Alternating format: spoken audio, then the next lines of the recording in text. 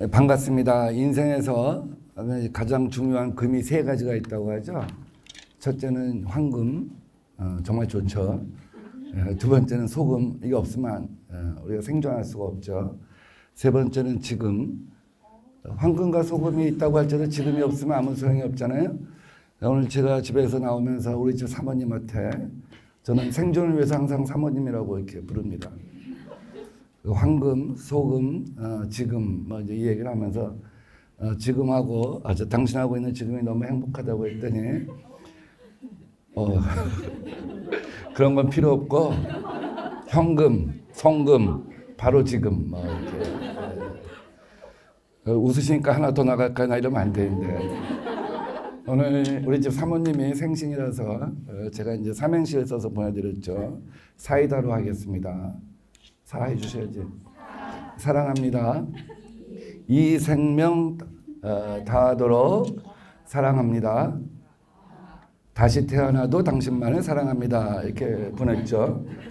바로 사이다로 또 회신이 왔어요. 어떻게 해보시죠?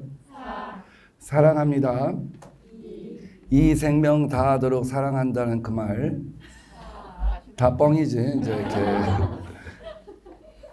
왜 오늘 왜 이렇게 시작된지 잘 모르겠네요.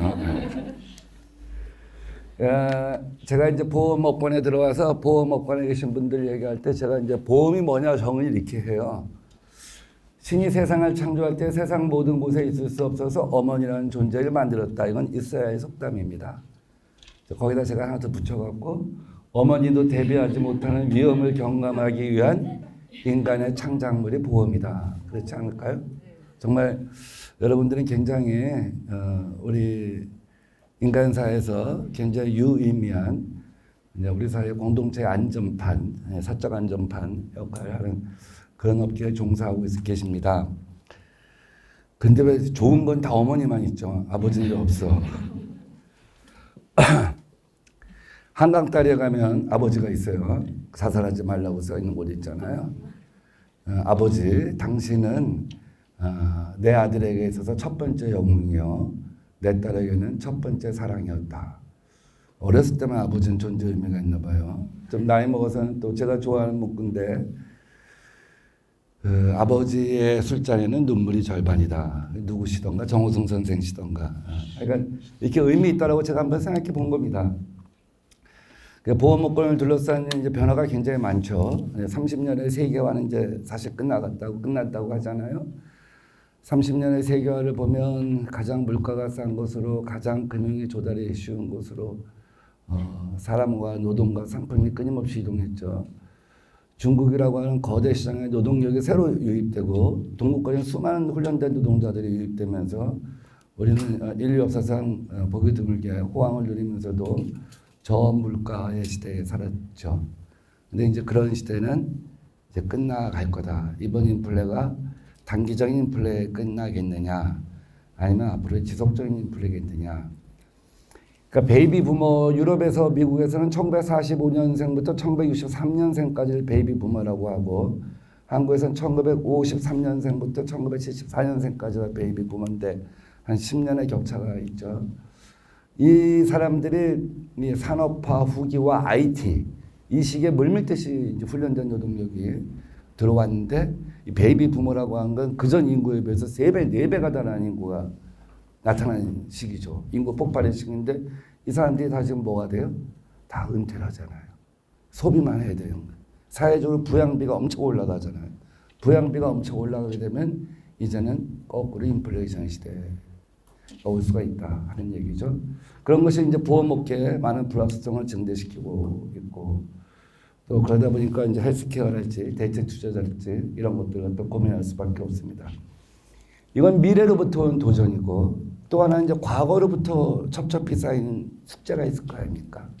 이제 그게 방금 말한 거 연장선상이기도 하지만 합계 출산율 0.84 이 강의록 작년에 제가 한 걸 많이 수정을 했는데 0.81까지 떨어졌죠. 코로나 베이비가 2년 연속 24만 명 태어났습니다. 24만 명. 일단 이것이 갖고 있는 의미는 뒤에 얘기를 하겠습니다. 우리가 60년대, 70년대는 6남매, 8남매를 낳기 때문에 우리 부모님들이 교육보험을 많이 들었어요. 처음으로 애들을 고등학교를 보내야 돼. 대학교를 보내야 돼. 그때 애들을 고등학교를 보낼 수 있을까? 대학교를 보낼 수 있을까? 사실 불확실한 시대예요. 그러니까 그때는 누구나 교육보험을 들었어요. 그러다가 1990년대 의학계 보험사가 들어오면서 이제 생명보험계에서 이제 종신보험 이게 도입되기 시작했는데 IMF를 겪으면서 야 가장이 위험해질 수도 있구나 이런 경우에 대비하자. 그래서 이제 이 종신보험이라고 하는 것이 굉장히 많이 이제 가입이 됐죠. 그러나 지금 이제 초고령화 사회가 되면서는 과연 보험은 저출산에 초고령화 시장은 작아지고 유병자들은 많아지고 이런 이제 과거로부터 우리에게 남겨진 숙제를 어떻게 할 것이냐 하는 고민이 있을 수밖에 없겠죠. 그다음에 마지막으로 이제 기후 변화 팬데믹. 여러분들은 수학여행을 가을에 가서 단풍을 봤겠지만 20년 후에는 우리나라에서는 단풍을 볼 수가 없어서 연해주로 수학여행을 가야 합니다. 그린피스가 이제 추정한 바로는 2030년부터 영종도 신공항이 침수되기 시작하고 가덕도 신공항은 만들자마자 침수될 가능성이 굉장히 높아요. 지금 엊그저께 보셨죠? 저기 빙하가 무너진 거 사진 보셨죠? 뭐 그거는 이제 어제 오늘의 일이 아니죠. 30년 내에 저 빙하가 다 녹아버린다고 한다면 한 번도 체험해보지 못한 현생 인류가 그 바이러스가 1만 개가 나온다는 거 아니에요? 100년 전에 스페인 독감 때 그런 류의 바이러스가 하나 나와서 그 당시에 17만 명이 사망했다고 하잖아요. 전 세계에서. 그런데 지금 현생 인류한테는 저항력이 없는 바이러스가 이제 나오기 시작하는 거예요. 이런 것들이 이제 또 우리한테 가까운 도전이 아닐 수가 없다. 빌 게이츠가 99년도인가요? 생각의 속도를 얘기할 때 내손안의 PC라고 하는 개념을 만들 때마다 이게 무슨 말인지 몰랐죠. 내손안의 PC. 근데 지금 내손안의 PC는 여러분들이 다 이제 익숙하잖아요. 스마트폰으로. 12년 전에 저 스마트폰이 나온 다음에 세계에서 그 시장 가치 10위 이내의 기업들은 삼성 빼놓고는 다 그런 거예요. 다 무슨 알리바바니 뭐 무슨 페이니 뭐 이런 쪽만 다 뭐 페이스북이니 이런 것만 다 있는 거죠. 그러니까 완전히 판도를 바꾼 이제 그런 상황이죠. 그래서 내손안의 금융도 이제 다 익숙하잖아요. 전 세상을 변화시킬 때 여러분들도 회사에서 경험을 많이 하지만 어떻게 개혁을 할까, 어떻게 바꿀까 하는데 저는 제일 빨리 바꾸는 방법은 제도 밖에서 모델을 찾는 거라는 생각을 많이 해요. 그 저항도 적고 가령 카카오뱅크 같은 것이 사실은 뭐 긴 말이 필요 없어졌잖아요. 그래서 누가 더 혁신을 할 거냐? 금융인이 혁신을 할 거냐? 다른 생각을 가진 사람이 혁신을 할 거냐? 지금 다른 생각을 가진 사람이 와서 혁신을 하는 거 아니에요. 같은 생각 내에서는 진화의 속도, 생각의 변화 속도가 늦잖아요. 근데 실제로 그렇게 돼버린 거죠. 내손안의 금융, 지금은 은행은 없어지고 금융만 남는다. 파이낸싱만 남는다. 뱅크는 사라지고. 그 말 다 익숙해지잖아요. 지금 20대들 월급 통장 저 동네 은행 가서 계산하는 친구들 없을걸요. 그렇죠? 개념이 다른 거죠. 재래시장 어린아이들이 무슨 말인지 모르는 것처럼 잘 안 가는 것처럼 은행 한번 뭔지 모르는 그런 시대가 된 거죠. 그래서 이제 핀테크에서 테크핀으로 가고 인슈테크에서 테크인슈로 가지 않겠냐. 물론 아직은 보험은 사람이 하는 건데 그렇지 않을 거야. 이제 하는 생각을 가질 수도 있다고 생각합니다. 아마 작년에 마이 헬스웨이가 개통됐는데 아직 익숙하지는 않습니다. 앞으로 이 마이 헬스웨이가 계속 개통되면 지난 20년간의 내 건강검진 기록, 의료 기록, 약 처방 기록, 그 다음에 유전자 검사 기록을 지금 마이 데이터, 금융 마이 데이터 받아볼 수 있는 것처럼 내 핸드폰으로 다 받아볼 수가 있죠. 이걸 통해서 이제 보험회사의 헬스케어 회사랄지 또 보험회사가 연동된 그런 부분이 이제 신산업이 성장할 수 있도록 제도적 기반은 이제 쌓아놓은 겁니다. 이제 이게 그 다음 단계로 가면 라이프 로그, 영양 데이터랄지 내가 상품을 구매한 데이터랄지 이런 것들까지 모아서 연동이 되는 거죠. 이 세 가지가 연동이 됐을 때 소비자가 느낄 수 있는 혜택도 달라지고 또 이 유관업계에서 어떻게 앞으로 미래를 갖다 발전시켜 나갈 것인가에 대한 생각이 많이 달라질 수밖에 없을 것이라고 생각합니다. 아까 뭐 보험은 사람이 하는 거라고 해서 그렇게 변화가 빠르겠냐 하겠지만 여기 미국의 레모네이드 같은 경우는 이미 자동차 보험 플러스 주택 보험에 있어서는 미국 뭐 주택 보험이 우리보다 이제 굉장히 좀 표준화되어 있지만 뭐 3분 만에 인수가 되고 또 3분 만에 보상이 이루어지고 이런 정도까지 이제 사실은 대부분의 것을 AI가 이제 해나가고 있죠. 한국에서 카카오 선보가 무엇을 할 것이냐 이러면은 지금은 이제 미니 보험 중심으로 할 겁니다. 여러분들은 뭐 토요일 날 일요일 날 동네 산악회 안 갈 거예요. 근데 그전엔 동네 산악회 가면 3만 원 내라고 했는데 이제 보험 1,000원 가입할 테니까 써내라고 하면 아무도 안 써내거든요. 그러면 이제 카카오 보험에서 이제 그 앱을 요새 모임 통장 아시죠? 카카오 모임 통장처럼 그래서 거기다 보험을 가입해 주겠다고 하겠죠. 조기 축구도 있고 또 뭐 동네 배드민턴 대회도 있고 이런 거 할 때마다 하다 보면 이 데이터가 축적되면 일정 시점 지나면 우리나라 국민 중에 누구는 매일 토요일만 되면 산에 가는 사람, 또 축구만 하는 사람, 배드민턴만 하는 사람, 뭐 이런 것들이 하나씩 그 정보가 축적이 될 거라고 봐요. 이런 미니 보험에서부터 시작해서 저는 뭐 미국의 주택 보험까지 많은 변화가 있을 거라고 생각을 합니다. 이게 이제 미래로부터 온 도전이고요. 이제 과거에서 누적된 문제 얘기해 볼까요? 여러분들 150년 전에는 사람이 인생을 세 토막으로 살았어요. 소년기, 중년기, 노년기. 그러니까 우리가 현생 인류가 20만 년 됐는데 그때 초반기에는 평균 수명이 20년이었고 150년 전에는 평균 수명이 40년이었다고 해요. 근데 여러분들 뭐 전기 읽어보면 오래 산 사람도 있잖아요. 그래서 무슨 평균 수명이 40밖에 안 됐겠냐 그러지만 그 당시에 유아 사망률이랄지 위생 상태나 이런 것이 안 좋아서 일찍 죽은 사람들이 이렇게 많고 또 실제로 이렇게 오래 사는 사람도 없죠. 인생 70 고齢이란 말이 거기서 비춰지잖아요. 지금 인생 70은 일반화되어 있잖아요. 인생 70 고齢 이게 100년 전, 70년, 50년 전까지 우리나라에서 생각해봤던 개념이죠. 그러면 보통 소년기를 살다가 7, 8살 되면 아버지 어머니 손잡고 일터로 가야 되겠죠. 농사지러 가고 그렇죠? 바닷가에 가고 그렇게 하다 12살에서 16살 되면 결혼을 했죠. 이 기독교 천주교 신자들 성모 마리아가 예수 그리스도를 몇 살 때 낳으셨을 것 같아요. 뭐 성경에 안 써 있지만 그 당시에 이스라엘 역사를 보면 평균 결혼 연령이 16살이었다는 거예요. 되게 그럴 거라고 봐요. 그렇죠. 그 기간 동안 달리 할 일이 없잖아요. 사람이. 그러다 산업혁명이 있고 나서는 그 친구들을 어떻게 했어요? 아동노동, 노예노동을 시켰죠. 하루 16시간, 17시간. 그러다 이제 생산성이 증대되면서 20세기 초에 이제 보편적인 의무교육이 생기고 가장 빨리 고등학교까지 아이들 갖다 공부시켜서 뒤늦은 후발 산업국가로서 연구를 따라잡으려고 했던 독일 같은 데는 고등학교까지 다 보냈죠. 고등학교까지 보내면 어때요? 부모 밑에서 20년이잖아요. 대학 들어가면 25년. 그렇죠? 그래서 없던 인생의 한 시기가 있구나. 그 1905년에 G. 스탠리 홀이라고 하는 사람이 adolescence, 청춘기란 게 있다. 그래서 소년기, 청년기, 중년기, 노년기 이렇게 사는구나 이렇게 봤어요. 그러다가 50년 전에 가만히 보니까 서구 사회에서 사람들이 굉장히 그전에 노인이었는데 중년 다음에 바로 노인이었는데 50대 되면 노인이고 60대 되면 노인이고 돌아가셨는데 이게 60대, 70대, 80대 창창한 사람들이 나타나기 시작한 거예요. 고령화 사회, 초고령화 사회. 그래서 또 다른 에이지가 있구나.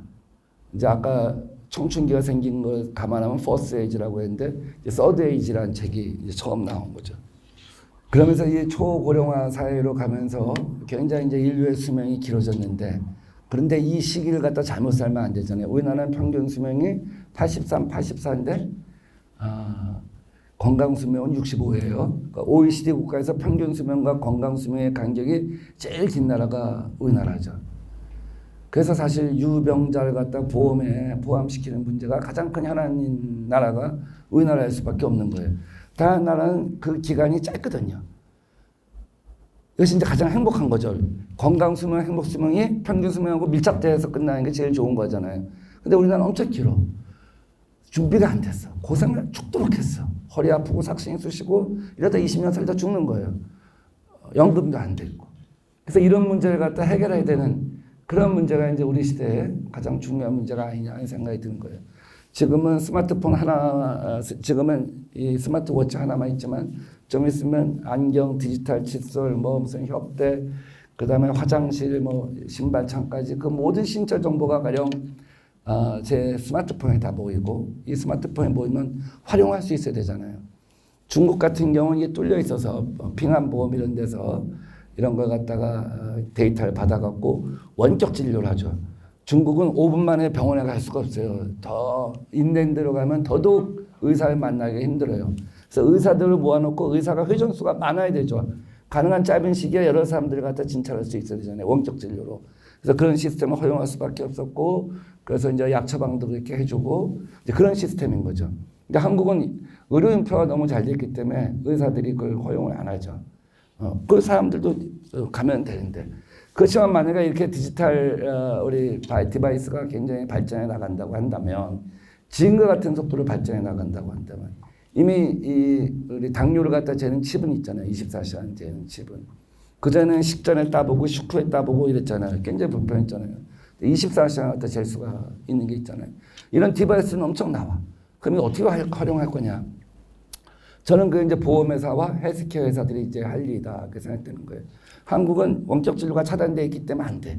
그렇지만 이 데이터를 만약에 보험회사나 헬스케어 회사가 그걸 갖다 받아갖고 쓸 수가 있다고 한다면 그건 법적으로 금지된 영역은 아니죠. 우리나라에서 인공지능 닥터는 가천 길병원밖에 없습니다. 길병원은 사람이 가면 인공지능 닥터가 초진을 하고 사람 의사가 협진을 하죠. 그러니까 우리가 데이터를 보내면 동네 병원은 인공지능 닥터가 없어서 이걸 분석을 할 수가 없어요. 근데 보험회사나 이런 대형 헬스케어 회사는 그 데이터를 받아갖고 보험 유도도 하고 또 그 사람한테 리턴을 해줄 거 아닙니까? 당신 지금 이런 상태다, 몸이 이런 상태다. 매일매일 나의 모든 건강, 영양, 뭐 다이어트 상태 이런 걸 다 분석을 해주고 그 다음에 당신이 지정하는 병원이 있으면 그 병원에도 이 데이터 보내주겠다. 그럼 다음에 내가 진료하러 갈 때 어떻게 했어요? 의사가 그걸 보고 진료에 참고할 수 있잖아요. 아마 이런 시대가 오지 않겠냐 하는 생각을 이제 해보는 겁니다.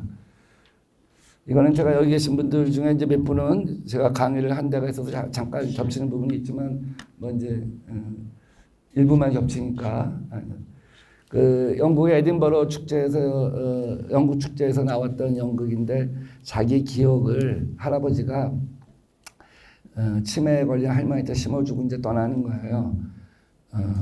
저 로봇한테 자기를 잊지 말라고 대화하라고. 근데 이제 할머니는 그 치매 상태가 계속되면서 로봇하고 이제 사랑에 빠지는 그런 거죠. 그러니까 미래가 어떻게 올까 얘기하는 거예요. 미래는 케어 로봇이나 근력 로봇들이 굉장히 그 우리 삶에 중요한 요소로 등장한 시대가 오지 않겠냐 하는 생각이 드는 겁니다.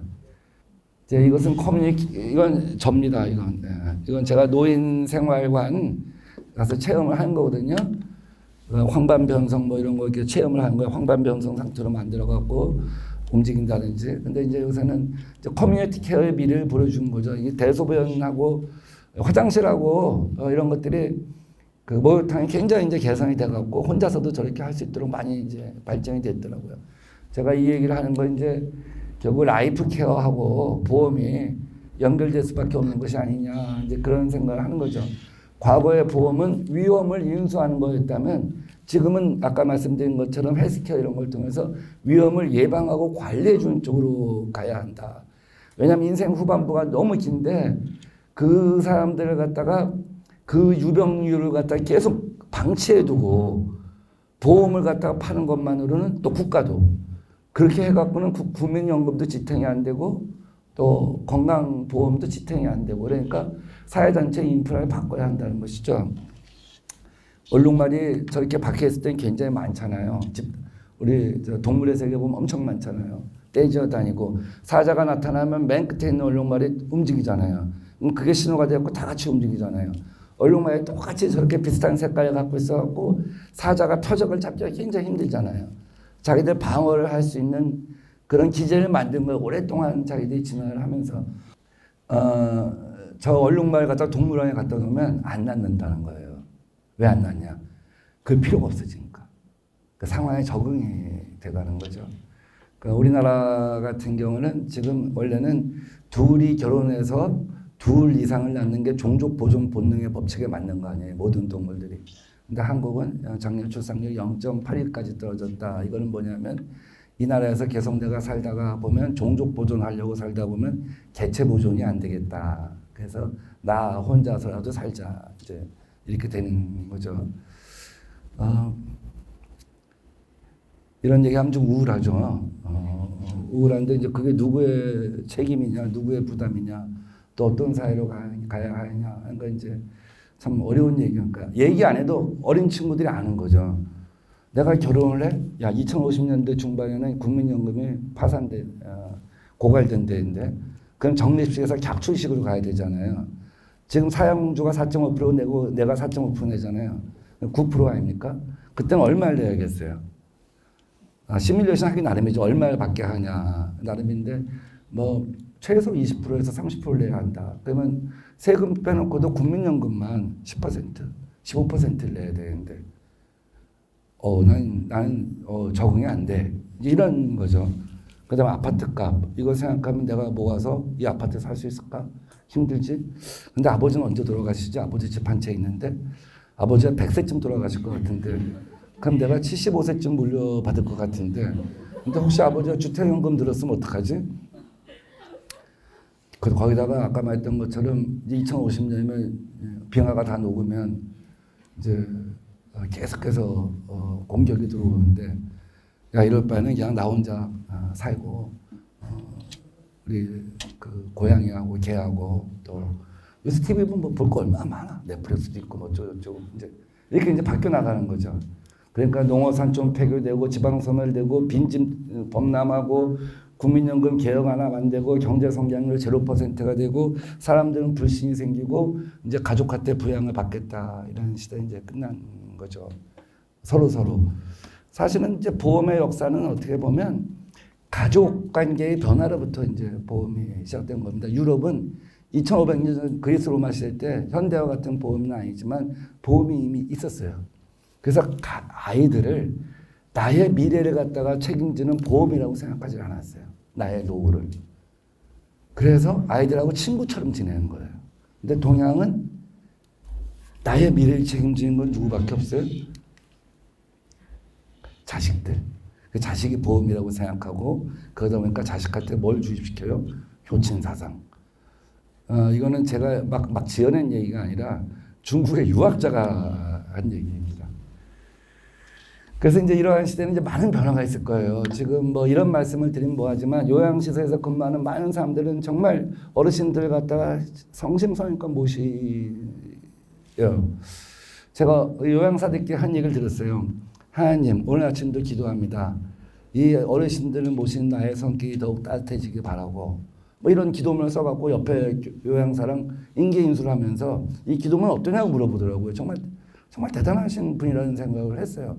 그렇지만 시설 자체가 우리나라 요양시설은 어때요? 한번 들어가면 그 층 밖을 나갈 수가 없습니다. 가족의 면회로 오지 않으면. 그럼 어때요? 많이 걸어 다녀봤자 20m, 30m예요. 그럼 어떻게 되죠? 근력이 손실되고 들어놓여 있으면 욕창이 생기고 그러면서 죽어가는 거죠. 사회가 이렇게 인프라가 되면 안 되죠. 이런 인프라 갖고는 이거는 치매를 촉진하는 거예요. 우리가 아까 말했잖아요. 위험을 갖다 인수하는 게 아니라 위험을 관리하자고 했잖아요. 그래서 이 유럽 같은 데는 보면 이렇게 마을에서는 자유롭게 활동하게 해요. 뭐 제일 유명한 게 호그마 마을인데 거기 가면 이제 아무런 장애물이 없어요.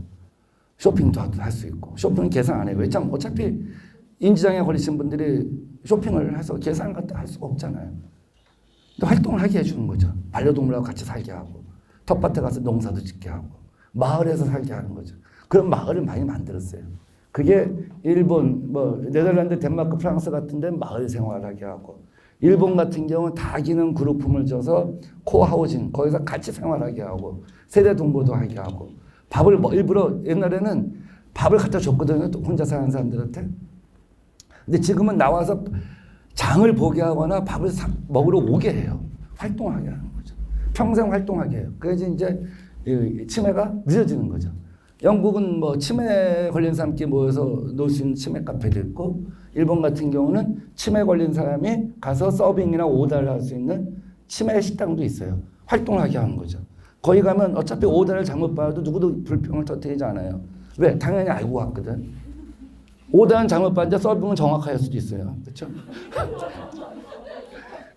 그게 이제 우리 미래예요. 근데 그런 어떤 미래에 살고 싶어요? 지금 우리 같은 요양원에 살고 싶어요? 저런 데 살고 싶어요? 국가도 커뮤니티 케어를 하려고 하죠. 제가 아까 우리나라 출산율이 0.81이면 20년 후에 우리나라 대학은 2,000명 규모의 대학이 많으면 한 70개? 2,000명 규모의 그렇죠. 대학 진학률 갖다 75% 잡아봐요. 24만 명 태어났는데. 그러면은 지금 우리나라가 4년제 대학에 들어가는 사람이 35만 명이거든요. 근데 전문대학하고 전문대학도 4년제 많지만 다 합쳐서 한 400개 대학에 다 들어간 사람들을 수용하는 지금 대학 중에 3분의 2는 없어져요. 물론 초중고등학교도 많이 없어지고 있어요. 도심에 있는 것들. 농어, 산촌 폐교는 옛날에 진행되는데 지금 이제 새로운 폐교가 진행되는 거죠. 도시 폐교. 그래서 제가 작년에 주장한 게 이제 이건 거죠.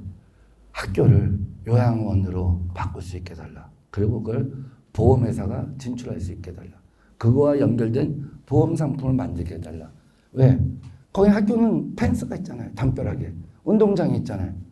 거기서 산책도 하고 운동도 할 수 있고. 그렇게 이제 이걸 갖다 바꿔나가는 그런 사회가 되어야 할 것이다. 그리고 지금은 저 혼자 주장했는데 작년에 금융위원장이 거기 완전히 꽂혔고 국무총리도 꽂혔는데 그 후에는 어떻게 되는지 잘 모르겠어요. 전체적으로 이제 사회의 재구조화를 갖다 저는 해야 한다 이렇게 보고 있는데 앞으로 결국 그 문제에 부딪히지 않을 수가 없을 거라고 봐요. 그 폐교를 시니어 대학으로 만들든지 사람들이. 왜냐하면 많은 사람들이 아까 제가 얘기했잖아요. 건강하게 살 수 있게 해줘야 한다고. 근데 그 사람들이 집에서는 할 일이 없고 나가서는 갈 데가 없고 고독하고 외로우고 지루하고 새로운 인생이 나타나는데 30년. 준비가 된 인생이 너무나 없어. 근데 그 사람들이 캠퍼스가 있어갖고 캠퍼스에 가서 이런저런 다양한 거 있잖아요. 새로운 학문도 배울 수 있고 아니면 다양한 취미 공부도 할 수 있고 활동 계획도 짤 수 있고 MT 뭐 클럽 서클도 가고 그럼 너무 좋잖아요. 제가 동네 경로당 가면 노인대학 그 교회 같은 데 노인대학인데 왜 대학 이름이 노인대학이냐고 기분 나쁘게 연세대학이라고 하라고 금방 알아들으시네. 그렇죠? 기분 좋잖아요. 연세대학. 그래서 명칭도 시니어 뭐 영시니어 액티브 시니어 이런 거 말고 신중년 우리말로는 신중년 이제 영어로는 액티브 시니어 영시니어인데 신중년은 노인이 괜히 중년처럼 행동한 것 같아 보이고 그래서 아까 인생 5토막이 됐잖아요. 소년, 청년, 중년, 노년 사이에 20년, 30년이 있다는 거죠. 그게 뭐? 저는 이제 이 강의를 하면서 물어봤더니 사람들이 숙년을 제일 좋아하더라고. 성숙했다. 성숙한 나이, 완숙한 나이. 근데 내가 뭐 왜 이렇게 숙년으로 몰릴까 했더니 임영웅 노사연의 만남인가 하는 노래의 맨 마지막 끝에 우리는 늙어가는 것이 아니라 익어가는 것입니다 하는 그걸 이렇게 굉장히 좋아했다고 하더라고요. 그래서 그럴 수 있다고 그래요. 그래서 저는 이 숙년기의 인생을 위한 새로운 리디자인을 갖다 해야 한다. 그것이 국가도 해야 할 일이고 보험회사도 해야 할 일이다. 그래서 그 라이프 케어라고 하는 거는 위험을 인수하는 것이 아니라 관리하고 예방하는 전체적인 시스템을 만들어야 한다. 그게 헬스케어고 뭐 이제 아까 말했던 대학을 요양원을 하는 거고 이제 그런 거죠. 생애 곡선에 직각하라는 개념을 쓰는데 생애 곡선이 이제 이렇게 가면 최악이죠. 이렇게 가면 최악이죠. 그렇죠? 그때 가서 달라붙게. 9988234란 말 이제 어르신들은 많이 쓰는데 99세까지 팔팔하게 살다 2, 3일 고생하고 4일 만에 죽자 하는데 그 생애 곡선의 직각화라고 하는 것이 굉장히 중요한 사회적 개념이 돼야 된다. 거기에 따라서 사회가 재구조화하고 돼야 한다. 이제 이런 거죠. 그래서 이제 미래로부터 오는 도전과 과거에 누적된 숙제를 말씀드린 거죠. 항상 우리는 그와 싸울 수밖에 없어요. 제가 어떤 조직에 새로 가도 과거로부터 누적된 숙제가 뭐냐, 미래로부터 오는 도전이 뭐냐 이걸 다 파악을 합니다. 그래서 과거로부터 오는 숙제를 과거에서 풀려고 하면 안 돼요. 잘. 미래에서 해답을 끄다 찾아야 돼요. 저는 그런 방법을 갖다 많이 찾아요. 그러니까 거꾸로 우리나라가 1960년도에 국민소득 100달러 약간 넘을 때 세계에서 가장 가난한 나라 중에 하나였을 때 우리나라는 그때 뭘 해야 되죠? 가발 공장, 그때 제일 많았던 거, 신발 공장, 섬유 공장, 청계피복, 구로동 오페랄 뭐 이런 거죠. 그걸 많이 짓는 게 정상적인 발전 단계를 그때 봤겠죠. 근데 그때 우리가 중공업 국가가 되겠다. 중공업 입국을 하겠다. 그래서 제철소 만들고 자동차 만들고 조선소 만들었어요. 미친 짓이지. 그렇지만 미래를 앞당겨 쓴 거죠. 과거에 누적된 문제를 과거의 해답을 찾은 게 아니라 미래를 갖다 미리 끌어써서 2000년도에 세계 4대 제조업 국가가 된 거죠. 97년 IMF를 맞았을 때 우리가 그때 국가가 파산난 국가에서 어떻게 뉴 이코노미를 갖다가 세계에서 미국이 하고 막 시작하려고 하는 뉴 이코노미를 똑같은 시기에 시작하겠다고 하죠.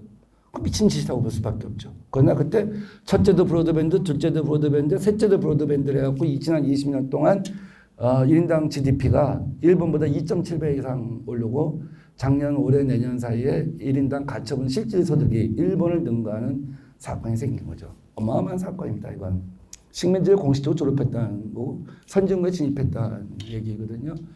영국의 800년 식민지를 경험한 아일랜드가 2003년도에 1인당 국민소득이 영국을 추월했습니다. 어마어마한 사건이죠. 정말 눈물 나는 얘기죠. 아버지의 이름으로 한 영화를 보셨나요? 그런 영화들을 보면 더블린에 어떤 더블린을 포함해서 아일랜드 사람들이 얼마나 고통을 겪었을까. 영국의 노벨 문학상 받은 사람들은 되게 아일랜드 사람들이에요. 고통 속에서 큰 사람들, 이치랄지 뭐 이런 사람들. 근데 지금은 1인당 국민소득이 영국보다 $10,000가 더 많아요. 아일랜드가 그렇게 된 이유는 적어도 한 개 이상의 봉사활동하는 사람의 비율이 세계에서 제일 높대요. 한 65%? 왜? 봉사활동을 하게 되면 남의 처지를 이해해요. 입장을 이해해요. 그래서 작은 딜, 스몰 딜, 빅 딜. 사회적으로 작은 타협, 큰 타협이 많이 이루어진다는 거죠. 그래서 이제 미래를 갖다 앞당겨 써야 한다. 그래서 이제 김대중 정부 때 그렇게 해갖고 우리가 거기까지 왔고 또 문재인 정부 때는 그 데이터 3법 아까 이제 그 마이데이터나 금융 마이데이터나 이제 건강 마이데이터 이런 게 가능한 이제 앞으로는 데이터가 석유보다 비싼 시대가 온다 하는 이제 그런 법적 길을 갖다가 연 거죠. 그러고 나면 그걸 만든 게 뭐냐? 리더십인 거죠. 그래서 오늘 큰 토막은 미래로부터 온 도전과 과거로부터 누적된 숙제, 그리고 앞으로는 어떤 리더십이 우리한테 필요하냐. 여기서 얘기할 건 굉장히 많아, 리더십 얘기하면요. 그렇지만 오늘은 특별히 양성, 평등, 젠더 인클루시브 리더십이니까 거기에 맞춰서 인류 역사가 어떻게 변해왔는가. 지난 20만 년 중에요, 19만 년 동안은 사실 남녀차별이 거의 없었어요. 왜냐하면 정주사회가 아니었거든요. 농경사회가 아니라 함께 이동하는 사회예요. 끊임없이. 아프리카 대륙에 하나로 다 있었잖아요. 거기서 1년에 1cm씩 벌어지면서 이제 지금 5대양 6대주가 생긴 거 아니에요. 그래서 인류가 이주를 쭉 해왔잖아요. 그 이주를 해오면서 지금까지 인류 문명이 만들어진 거죠. 그것도 세계화라고 하면 할 수가 있는 거예요. 초기의 세계화라고. 그때 19만 년 동안은 남녀의 차별이 거의 없었어요. 그렇지만 정주사회, 농경사회가 되면서 남자 일과 여자 일이 구분되기가 이제 시작을 한 거죠. 그러면서 여자가 아기를 낳고 아이들을 돌보고 케어하고 이 일에만 전념을 하게 되면서 남녀가 이제 분리되기 시작한 거죠. 아마 그런 역사는 굉장히 오래됐을 겁니다. 그러다가 뭐 이제 사회주의가 이제 18세기 1856년인가요? 마르크스가 이제 공산주의의 유령이 유럽 전역을 떠들고 있다. 뭐 이제 이런 얘기를 했었는데 그러면서 이제 어떤 여성의 투쟁과 각성이 있고 또 사회주의 국가에서는 남녀 평등을 얘기하다 보니까 일단 고용이나 이런 거에 있어서 남녀 평등이라고 하는 것 갖다가 얘기를 하게 되고 참정권을 주고 이런 것이 이제 다시 도전이 되는 거죠. 뭐 서로 상호작용을 하는 거죠. 비스마르크가 1889년도에 국민연금을 세계 최초로 도입할 때 그건 공산주의의 위험으로부터 어떻게 체제를 갖다 안전하게 지킬 것인가. 이제 그 고민 속에서 사실은 국민연금을 도입한 거거든요. 그러니까 체제의 위험으로부터 도전을 갖다 이제 이겨내는 방법일 수도 있고 그런 고민이 이제 한쪽에서는 제기가 되고 또 1920년, 30년대 어마어마한 여성의 어떤 그 투쟁의 역사가 있었습니다. 서프로젝트 보셨나요, 영화?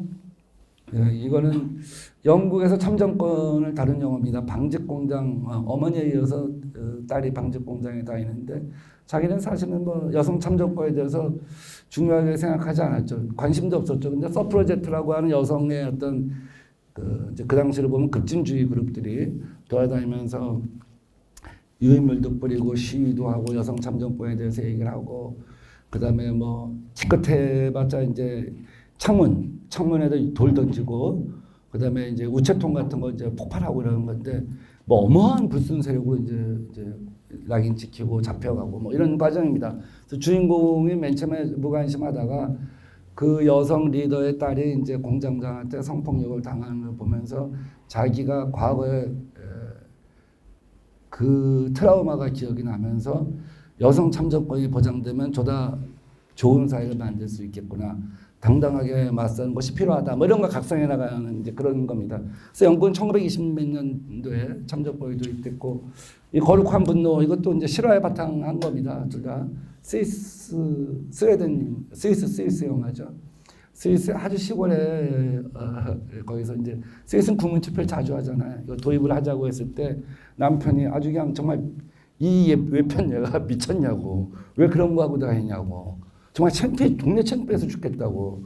근데 남편 출장 간 사이에 이 여성이 막 정말 동네마다 다니면서 막 벽보 붙이고 근데 완전히 동네에서 왕따가 되고 심지어 여성들로부터도 왕따가 되고 그런데 어느 이제 그런 변화가 일어난 거죠.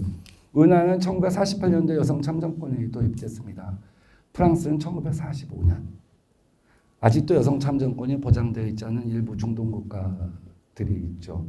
그리고 오늘날 전쟁이 벌어지고 있는 우크라이나나 또 아프가니스탄 같은 경우는 전시하에 혹은 이념의 어떤 지배하에서 많은 여성들이 뭐 단순한 차별이 아니라 이제 우리가 60년, 70년, 100년 전에 겪었던 억압하에 살고 있는 여성들이 굉장히 많죠. 1960년대 말에 드디어 이제 페미니즘 운동이 일기 시작합니다. 미세스 아메리카 보셨나요? 여러분들 일만 하시나 봐. 저는 맨날 영화만 보고.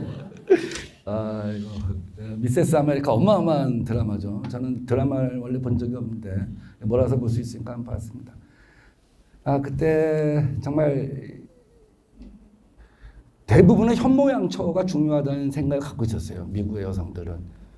그런데 젊은 일단에 이제 그 당시에 히피들, 뭐 반전운동, 68혁명 뭐 이런 거 생기면서 일단의 그룹들이 이제 움직이는 걸 보고 젊은 여성들이 이제 그 딸을 둔 엄마가 페미니스트 딸을 둔 엄마가 현모양처 기존 여성계의 리더인데 정말 깜짝 놀라는 거예요. 말도 안 되는 세상에 온 거에 대해서. 그 어느 날은 내가 줄이었는 줄 알았더니 전 미에서 실화의 배경을 바탕을 둔 거예요. 전 미국에서 페미니즘 그 달리기 있잖아요. 기부받고 이런 게 막 일어나는 거예요. 전국에서 이제 여성들이 모이기 시작하는데 자기는 과거로 가고 저게 미래구나 이런 걸 보면서 이제 쓸쓸함을 느끼는 거예요. 그래서 사실 미국에서도 1980년이나 되어야지만 여성들이 회사에서 일정한 지위를 갖기 시작합니다. CEO가 처음으로 뭐 생기기 시작한다든지 이게 불과 40년이 안 되는 그런 시기인 거죠.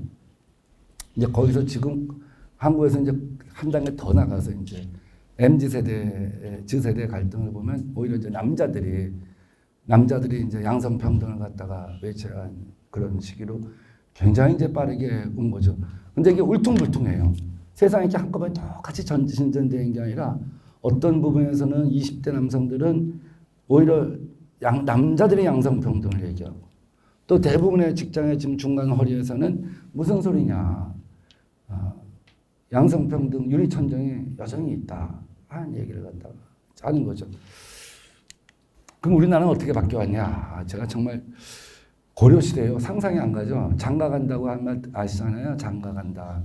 장가 간다는 건 결혼한다는 뜻이에요. 고려시대 때는 장인 댁에 간다는 거죠. 결혼을 하면 장인 댁에 가야 됐어요. 여자 집에 살았어요. 여자가 부모를 봉양했어요. 그때 중국에서 우리나라 때 공려를 하라고 했거든요. 매년 몇만 명씩 여자들 갖다 보내달라. 근데 그 당시에 고려왕이 쓴 편지의 친서에는 우리나라는 여자들이 딸들이 부모를 모십니다. 부모를 책임지고 있습니다. 왜? 남자들이 장가를 오잖아요. 여자가 주인, 여성권이 위인 거죠. 그래서 차라리 남자들을 보내달라고 하면 보내주지. 이건 우리나라 사정을 좀 이해해 주셨으면 좋겠습니다. 할 정도로 남녀 간의 어떤 신분 차이나 이런 것들이 이제 굉장히 없었죠. 거짓말 같죠.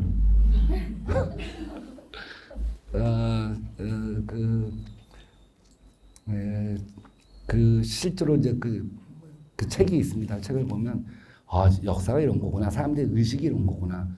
그래갖고 조선조가 만들어졌잖아요. 성리학이 됐잖아요. 이 생각을 바꾸는데 엄청 걸린 거예요. 성리학은 뭐야? 왕과 신하, 아버지와 아들. 아들한테도 몰빵, 장남한테 모든 책임을 주는 거죠. 재산을 주고 그 대신 너는 나를 봉양해라. 이렇게 되는 거죠.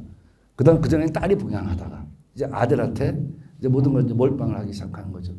그래서 이걸 갖다 제도를 변화하고 생각을 변화시키는데 200년이 걸렸다는 거예요. 신사임당 이율곡. 신사임당 그 외갓집에서 살았어요. 이순신도 외갓집에서 살았어요. 외갓집에서 사는 건 지금 우리가 가끔 외할머니 집에 가서 사는 거랑 다르게 아직도 처가가 주도권을 갖고 있다는 거예요. 이 처가란 말은 언제 생겼을까? 신기해. 그렇죠? 아까 장가 간다고 했는데 그때는 장가 간다 그랬거든요. 장가. 우리 장대기 아니라 왜 시대기잖아요. 높임말. 처가. 낮은 말 아니에요. 처남, 처제. 다 낮춘 말이잖아요. 그렇죠? 시댁에 가면 아주버니, 도련님 다 님자 붙잖아요. 여가부에서 3년 전에 이거 바꾸겠다고 호칭을. 그랬더니 제 친구가 저는 이거 좋은 거라고 페이스북에 올렸더니 제 친구가 시간 다 돼가는데 제가 맞출게요. 제 친구가 야 그런 명칭을 어떻게 국가에서 바꾸냐고 해서 야 명칭이 지금 지난 70년 사이에 얼마나 바뀌었는지 아냐?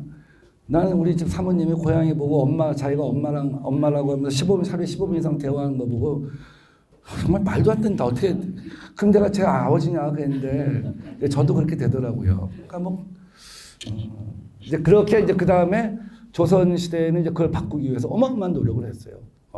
절 없애고 가묘 집집마다 조상을 지내는 그 가묘를 갖다가 만들라 어쩌고 그러다가 이제 조선 시대 와서 이제 완전히 이제 남성 중심 사회가 된 거죠. 그러다 이제 제 친구가 쓴 1990 몇 년도에 남자의 탄생이라는 책이 있는데 그에 비평가들이 뽑은 올해 단 한 권의 책이에요. 그 당시에 57년생인 남자 어린아이가 어떻게 시쳇말로 남자가 되어가는가. 지금 남자 말고 90년대 말의 남자. 왜 남자들이 집에서 떠받침 받을 때 그때 보면 어렸을 때 부엌에서 엄마들이 밥을 하고 반찬을 하면 이렇게 툇마루 거쳐서 안방으로 오면 할아버지부터 남자들끼리 모여서 밥을 먹고 남자는 절대 부엌에 들어가서 물을 묻히면 안 되고. 근데 그런 것이 1970년대 서양식 주택이 들어오면서 바뀌었죠 다. 그 사회의 구조가 어떻게 바뀌면 인식을 어떻게 바꾸냐 이제 이런 문제인 거죠.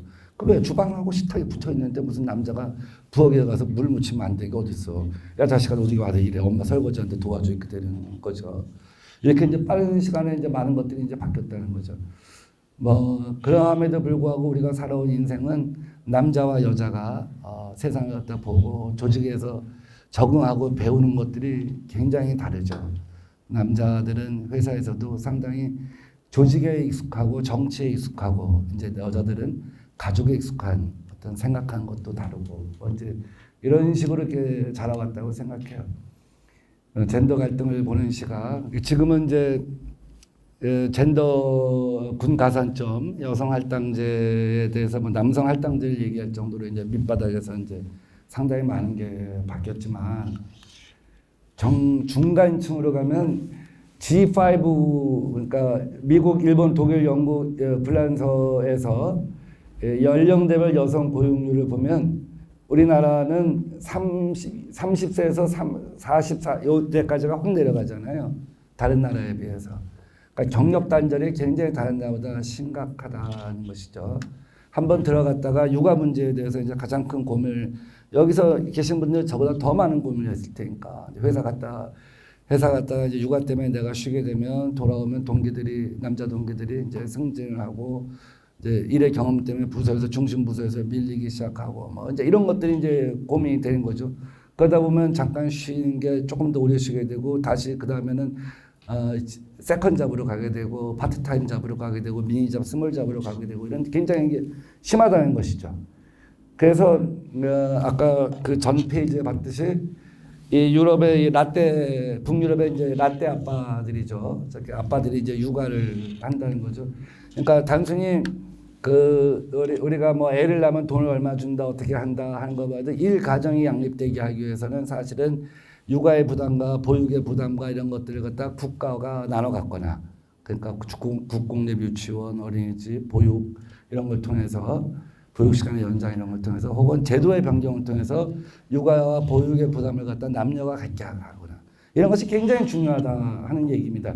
이걸 제가 주장하는 게 아니라 이런 그 유엔 지속 발전 유엔 그 서스테이너블 디벨롭먼트 그로스 여기 이런 데서 인류가 지속적으로 성장하기 위해서 가장 큰 앞으로 가장 큰 자원이 뭐냐? 그러니까 시니어 피플들 아까 말했던 제가 그 은퇴 후 30년 그 숙련기 새로운 인생 있잖아요.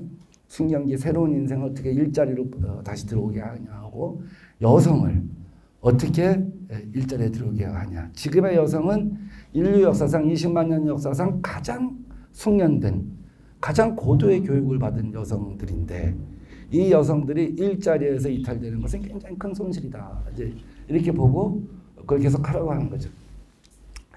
그 다음에 그것뿐만 아니라 유리천장까지도 해소해야 된다. 여성도 최고 상위직에 올라갈 수 있도록 해야 한다. 그것이 여성이 갖고 있는 단순한 남녀평등의 문제를 떠나서 젠더의 차이가 갖고 있는 그 다양성 있잖아요.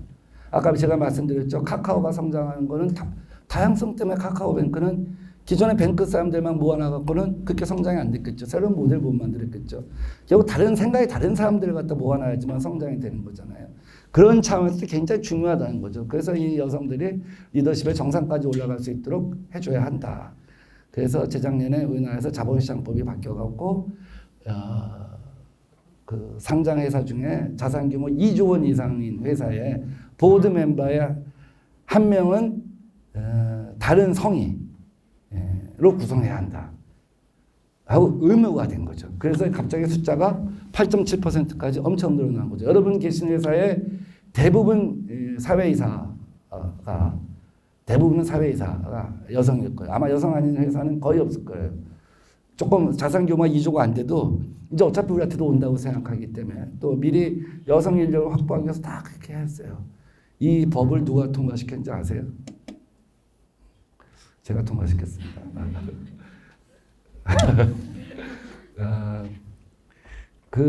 제가 국회의원을 했거든요. 국회의원 할 때 이제 처음에 할 때 2004년도에 그때는 직원을 7명 뽑을 수 있었는데 세계의 절반 여성이니까 남자 셋 뽑고 여자 셋 뽑고 그다음에 장애인 1명 뽑겠다. 이제 이렇게 목표를 갖고 시작을 했어요. 그래서 남자 셋 여자 셋 뽑았는데 장애인 뽑는 거는 안 됐어요. 지금도 이제 그 신념은 제가 변함이 없어요. 그러니까 이제 이런 법을 물론 제가 이제 발의한 법은 아닙니다. 다른 의원이 발의했는데 그것이 수정을 갖춰서 의미 있게 그러니까 올라왔는데 그것이 또 이제 변질돼 갖고 법사위에서 의무 조항이 아니라 권고 조항으로 바뀌었는데 그걸 권고 조항으로 한번 통과시켜 놓으면 다시 의무 조항으로 만들려면 20년이 걸릴지 30년이 걸릴지 몰라요. 그래서 제가 그 국회 정무위에서 통과된 법을 법사위가 자꾸 변경이 아니라 본질을 훼손하는 건 안 된다. 그래서 이제 그렇게 했는데 그 평상시에 제가 이제 그런 생각을 갖고 있었기 때문에 가능한 겁니다. 그래서 아까 말씀드렸잖아요. 생각이 다른 사람들을 갖다가 리더십에 이제 포함시킨 것이 어떤 혁신을 위해서 가장 중요하고 그 중에 가장 우리가 가장 쉽게 그 혁신을 갖다 찾을 수 있는 것이 양성평등이다. 그래서 배제가 아닌 포용과 중립의 리더십이어야 되고 그것은 결국 그 남자를 차별하는 것이 아니라 남자 여자 모두에게 그 가능성을 키워주는 것이고 발전시키는 것이다. 새로운 상상력과 창조력을 우리 사회에 던져주는 것이다. 뭐 이런 정도의 말씀을 드리면서 끝을 맺겠습니다. 고맙습니다.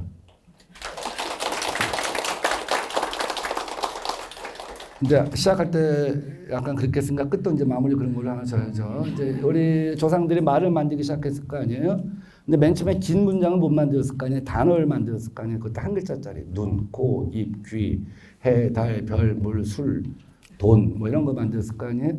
이제 그 다음에 사회가 발전되면 차이, 대립 이런 거 보이잖아요. 차이, 남자, 여자, 뭐, 그쵸? 차이가 보이기 시작한단 말이에요. 그 다음에 나쁜 것들이 많이 생기죠. 대립, 투쟁, 갈등, 불신, 보복, 원수, 뭐 이런 것들이 많이 생겨요. 세 글자가 되면 다시 좋은 단어가 많이 생겼대요. 그게 뭐예요? 아버지, 어머니, 부모님, 예수님, 부처님, 뭐 이런 거. 그다음에 네 글자 되면 정말 좋은 게 하나 있대요. 그게 뭐죠? 오늘 강의의 결론 양성평등. 고맙습니다.